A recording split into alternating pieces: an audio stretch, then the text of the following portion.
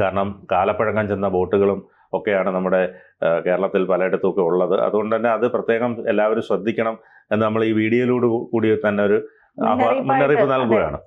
മഴക്കാല അപകടങ്ങൾ ഒഴിവാക്കാൻ വേണ്ട എല്ലാ മുൻകരുതലുകളും സ്വീകരിക്കാൻ ദുരന്ത നിവാരണ അതോറിറ്റിയും നിർദ്ദേശം നൽകി. അടുത്ത ദിവസങ്ങളിലെ കാലാവസ്ഥാ മാറ്റങ്ങൾ ശ്രദ്ധയോടെ നിരീക്ഷിച്ച് അധികൃതരുടെ നിർദ്ദേശങ്ങൾ കൃത്യമായി പാലിക്കണമെന്ന് പൊതുജനങ്ങൾക്കായുള്ള മുന്നറിയിപ്പിലും പറയുന്നു. ഇതിപ്പോൾ നമ്മളിപ്പോൾ ഇത്രയധികം ജാഗ്രത ഇപ്പോൾ മീഡിയ മലയാളത്തിലൂടെ നമ്മൾ കൊടുക്കുന്നുണ്ട്. പക്ഷേ ആരോഗ്യമന്ത്രി ഇതൊക്കെ അറിഞ്ഞിട്ടുണ്ടാവുമോ എന്നുള്ളതാണ് സംശയം. കാരണം എന്ന് പറഞ്ഞാൽ ഇത് കൃത്യമായി ഇതിൻ്റെ നിർദ്ദേശം അനുസരിച്ച് ആശുപത്രികളിലും അതോടൊപ്പം തന്നെ ഇപ്പോൾ മറ്റ് പ്രാഥമിക ആരോഗ്യ കേന്ദ്രങ്ങളിലും അംഗൻവാടികൾ അങ്ങനെ അടക്കമുള്ള സ്ഥലങ്ങളിലൊക്കെ തന്നെ ഇതിൻ്റെ നിർദ്ദേശങ്ങൾ നൽകണം, അല്ലെങ്കിൽ അതുമായി ബന്ധപ്പെട്ടുള്ള മുൻകരുതലുകൾ സ്വീകരിക്കണം. ഇതൊക്കെയാണ് സർക്കാർ ഉദ്യോഗസ്ഥ തലത്തിൽ ചെയ്യേണ്ടത്.